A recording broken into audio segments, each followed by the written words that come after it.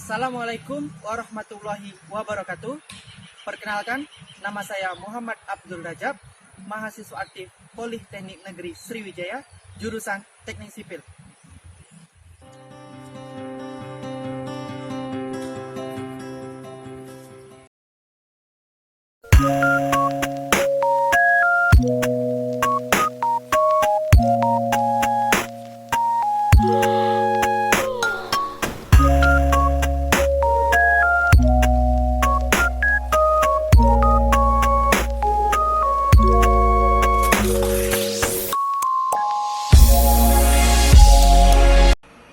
Perkenalkan, saya Sisi Ariel Saputri, mahasiswi semester akhir jurusan Teknik Sipil Politeknik Negeri Sriwijaya.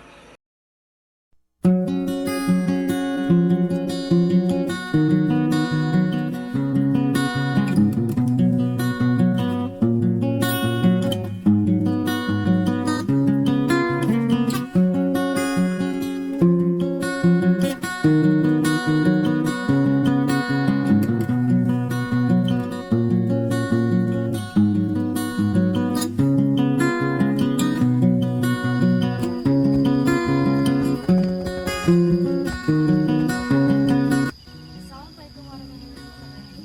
Saya Dwi Syarja Arianto, mahasiswa semester akhir Politeknik Negeri Sriwijaya, jurusan Teknik Sipil.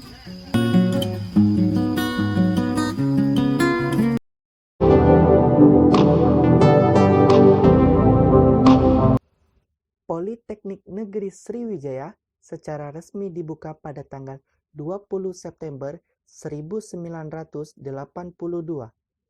Politeknik Negeri Sriwijaya sampai dengan sekarang telah memiliki 32 program studi, salah satunya ialah jurusan Teknik Sipil. Ada berbagai macam mata kuliah pada jurusan Teknik Sipil, dan salah satunya adalah AMDAL, yang akan kita bahas pada video berikut ini. Definisi AMDAL Adalah untuk menjamin suatu usaha atau kegiatan pembangunan dapat berjalan secara berkesinambung tanpa merusak lingkungan hidup.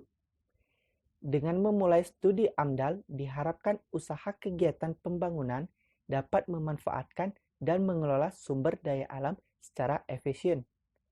Sebagai dasar hukum AMDAL yaitu Undang-Undang Nomor 23 Tahun 2009 tentang Perlindungan dan Pengelolaan Lingkungan Hidup.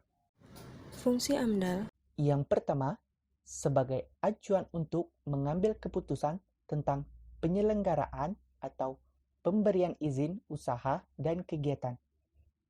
Yang kedua, mencegah rusaknya potensi SDA di sekitar lokasi. Yang ketiga, sebagai bahan bagi perencanaan pembangunan wilayah ataupun industri. Yang keempat, sebagai pedoman untuk pelaksanaan, pengelolaan, dan pemantauan lingkungan hidup. Yang kelima, membantu masyarakat untuk mengetahui rencana pembangunan daerahnya. Dan yang keenam, menjaga kelestarian lingkungan. Prosedur pembuatan AMDAL. Yang pertama, mengidentifikasi dampak dan rencana usaha kegiatan. Yang kedua, mengurangi rona lingkungan awal. Yang ketiga, memprediksi dampak penting. Dan yang keempat, mengevaluasi dampak penting dan merumuskan arah RKL dan RPL. Kelapa sawit merupakan suatu komoditas utama di Indonesia. Namun, tahukah Anda bahwa kelapa sawit bukanlah tanaman asli Indonesia? Kelapa sawit didatangkan ke Indonesia oleh pemerintah Hindia Belanda pada tahun 1848. Pada tahun 1911, kelapa sawit mulai diusahakan dan dibudidayakan secara komersial dengan perintisnya di Hindia Belanda, yaitu Adriaan Hellet. Semenjak era Orde Baru, perluasan areal penanaman dipadukan dengan sistem perkebunan. Perluasan areal perkebunan kelapa sawit terus berlanjut akibat meningkatnya harga minyak bumi, sehingga peran minyak nabati meningkat sebagai energi alternatif. Dampak kelapa sawit. Setiap hari, dari mulai bangun pagi hingga tidur kembali, saya menggunakan sabun, sampo, pasta gigi, minyak goreng, sabun cuci, dan juga menikmati makanan ringan seperti es krim, biskuit, ataupun coklat. Bagaimana dengan kalian? Minyak sawit adalah minyak nabati yang semakin diminati karena murah dan paling tinggi produktivitas per hektarnya dibandingkan dengan nabati lain. Misalnya, minyak kedelai, minyak bunga matahari, minyak bunga rapah, dan minyak lainnya. Nah, karena banyak sekali kegunaannya, permintaan dunia akan minyak sawit pun semakin meningkat, khususnya dari Indonesia. 70% minyak sawit Indonesia diekspor ke luar negeri untuk diolah menjadi produk rumah tangga. Baru sisanya digunakan untuk keperluan dalam negeri. Bahkan, tahun ini pemerintah Indonesia menargetkan peningkatan produksi minyak kelapa sawit hingga 40 juta ton pada tahun 2020. Dari produksi saat ini sebanyak 20 juta ton. Peningkatan produksi kelapa sawit yang tidak bertanggung jawab menimbulkan konsekuensi yang berdampak buruk bagi alam, bagi iklim, dan bagi manusia yang hidup di muka bumi ini. Faktanya, perluasan perkebunan kelapa sawit merupakan penyebab terbesar kerusakan hutan alam, dan juga hutan gambut kaya karbon di Indonesia.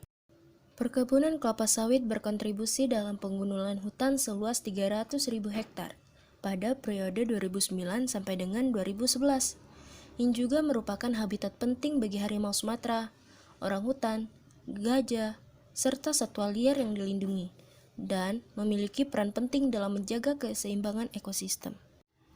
Tidak hanya itu, kerusakan hutan hujan tropis dunia telah menyumbang hingga 20% emisi gas rumah kaca, yang menjadi faktor utama perubahan iklim yang ekstrim, dan menyebabkan temperatur bumi meningkat. Pada akhirnya, menyebabkan bencana iklim, seperti banjir, kekeringan, kelaparan, pemanasan global, peningkatan permukaan air laut, konflik sosial berkepanjangan, juga konflik satwa dan manusia yang turut menimbulkan korban jiwa. Adapun dampak dari penggunaan pestisida secara berlebihan, yaitu menyebabkan penurunan kesuburan tanah dan mencemari air, pertumbuhan tidak normal, serta meninggalkan residu pada tanaman. Namun, perlu kalian ketahui, di balik dampak negatif yang ditimbulkan perkebunan kelapa sawit ini juga memiliki dampak positif. Dampak positifnya antara lain, meningkatkan pendapatan masyarakat, meningkatkan penerimaan devisa negara, meningkatkan produktivitas dan daya saring, serta memenuhi kebutuhan konsumsi dan bahan baku industri dalam negeri, dan menyediakan lapangan pekerjaan bagi para pengangguran.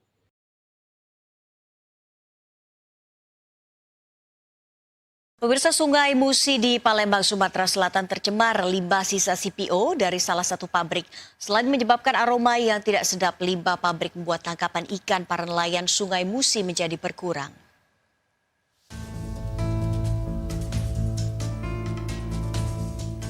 Warga Desa Perambatan, Kecamatan Abab, Pali, Sumatera Selatan resah karena pencemaran yang disebabkan oleh limbah sisa pengolahan CPO atau minyak kelapa sawit mentah.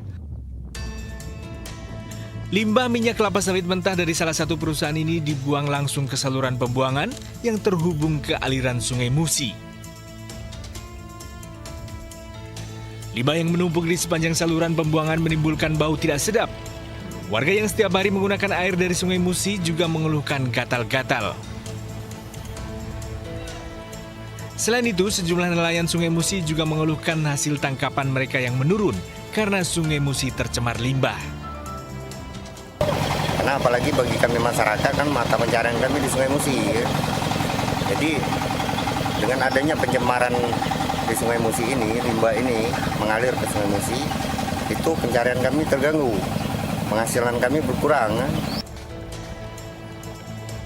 Warga meminta perusahaan dan pemerintah setempat segera mengatasi pencemaran yang telah merugikan warga. Warga desa Tanjung Serai, Kecamatan Seisuka, Batubara, Sumatera Utara mengeluhkan limbah asap dari cerobong salah satu pabrik kelapa sawit. Asap yang mencemari udara di pemukiman telah mengganggu kesehatan warga.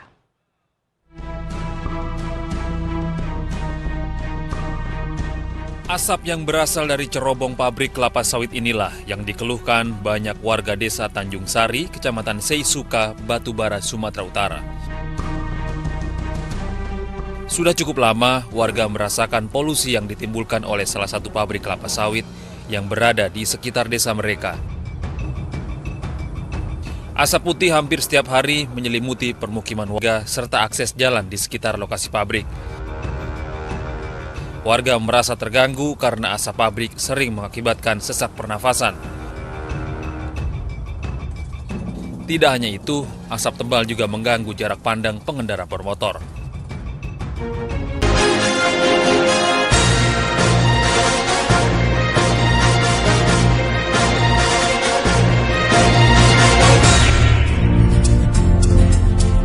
Hutan Indonesia adalah harta karun untuk keanekaragaman hayati.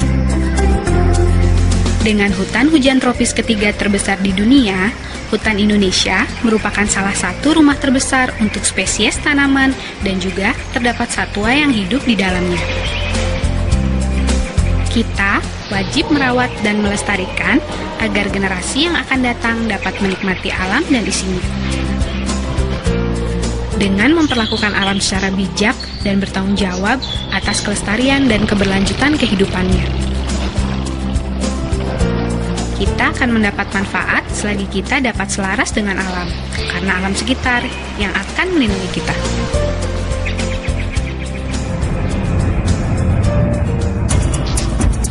Hutan kita saat ini terancam kehilangan ribuan keanekaragaman hayatinya. Setiap jengkal dari hutan Indonesia berubah menjadi perkebunan. Dan hutan pun tidak lagi menjadi rumah yang nyaman untuk para penghuninya. Perubahan fungsi dan ketidakseimbangan pemanfaatan hutan membuat para penghuninya tersingkir dari rumahnya dan terus-menerus menghilang. Bahkan, harimau pun sulit untuk mencari tempat berlindung. Para ilmuwan menemukan fakta terjadinya perubahan iklim yang lebih cepat dari perkiraan. Sebagai negara kepulauan, Indonesia menjadi wilayah yang paling terancam dengan kenaikan permukaan air laut. Terutama bagi negara kepulauan seperti Indonesia. Dampak tersebut terlihat dari tidak meratanya curah hujan, ketahanan pangan, wabah penyakit, hingga tenggelamnya pulau-pulau kecil di wilayah Indonesia. Untuk itu pemerintah diimbau untuk segera mengambil langkah pencegahan kenaikan suhu bumi karena aksi pencegahan jauh akan lebih ekonomis dan juga lebih efisien. Siapa yang menyangka bahwa di Bima akan terjadi bencana banjir dan longsor yang demikian masif. Yang kedua, yang pertama Garut, yang kedua Bima. Ini adalah dua contoh. Lalu di Sumbawa. Nah ini semua di luar kebiasaan itu tadi. Dari sekian banyak bencana, 85 sampai 90% itu didominasi oleh banjir, longsor, puting beliung, dan gelombang tinggi. Kelapa sawit memang memiliki banyak sekali manfaat. Tetapi, kamu tidak inginkan apa yang berasal dari kelapa sawit terus-menerus merusak hutan dan menimbulkan dampak yang merugikan bagi bumi. Lalu, apa masih bisa hutan Indonesia kita selamatkan? Ayo teman-teman, jangan hanya berdiam dan membiarkan ini terjadi di depan mata kalian. Ini saatnya ambil bagian. Kamu bisa menjadi penyelamat bumi dan penyelamat hutan.